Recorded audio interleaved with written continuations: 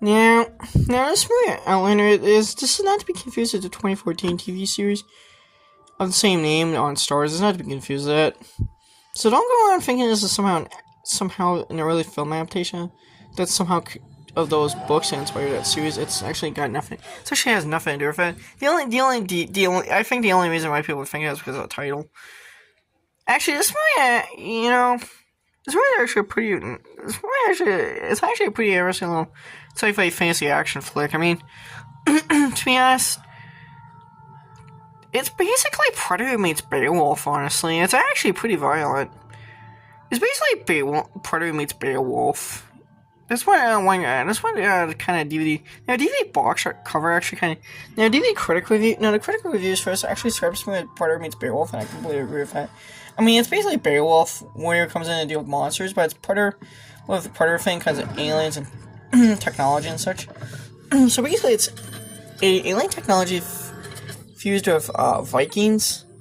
Basically, Kainan. He's basically this Kainan guy. He's part of a race called Outlanders. Honestly, you don't really know what they are. But then you kind of learn that... And, by the way, the language that is actually being spoken in the computer is actually Old Norse. Fun fact. Which actually makes it a very rare Hollywood Viking film to use Old Norse. I kind of get these ships that kind of look like out of the Riddick, they're out of Riddick. Which...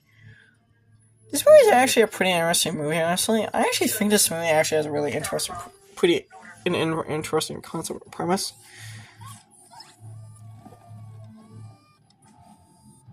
Now, here's where, you see this eye robot, the kind of scanner?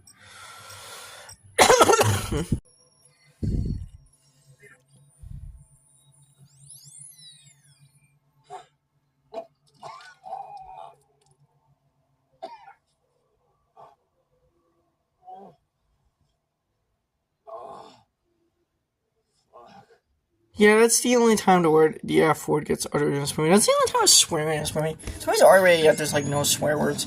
Now, he's not from the future. He's actually an alien that has advanced technology. It's part, like I said, it's part of a race called the Outlanders, who, they can't actually speak English. Well, they're actually part of a, they're actually kind of, but they're basically, resemble humanoid. Well, with the Outlanders, you don't really get a whole lot of kind of history until kind of later on as to what they are. So,